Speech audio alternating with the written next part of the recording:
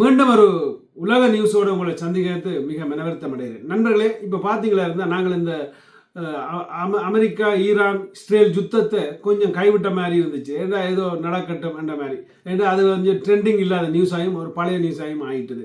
ஏன்னா அமெரிக்காவால் ஈரானை முற்றுமுழுதாக தாக்கி அழிக்கமில்ல பிடிக்கமில்லாமல் அந்தரப்படுறது தெரியுது. ஆனால் இப்போ இருவரும் பயங்கரமாக மாறி மாறி அடிபடுகின்றார்கள். ஸோ பயங்கரமாக ஏவுகணை தாக்குதல் நடந்து கொண்டிருக்கின்றதும் உங்களுக்கு தெரியும்.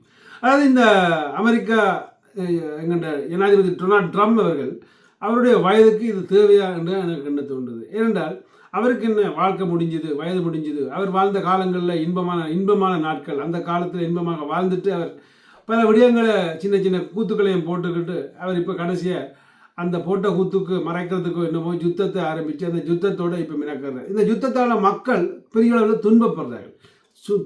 துன்பம் பெரிய துன்பம்.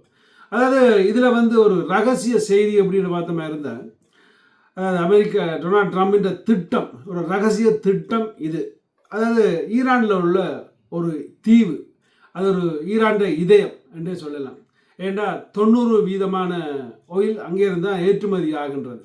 ஸோ அதாவது கார்க் தீவு என்ற ஒரு இடம், அந்த இடத்துல அமெரிக்கா அந்த இடத்தை கைப்பற்ற திட்டம் போட்டிருக்கின்றார்கள்.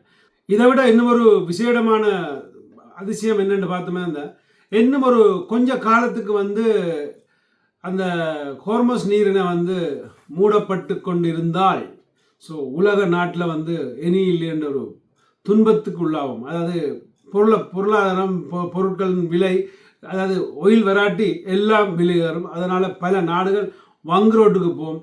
பல பங்கு சந்தைகள் கூட சரிந்து போகும். ஸோ அப்படியான நிலைகளை சந்திக்க போகுதுன்ற மாதிரியான தகவலும் வந்திருக்குது. ஸோ அந்த தகவலின்படி பார்க்கல இந்த பல பங்கு சந்தைகள் சரியும்னு சொன்னால் தானே, அதுக்கு நாங்கள் ஒரு திட்டத்தை இதில் போடலாம்.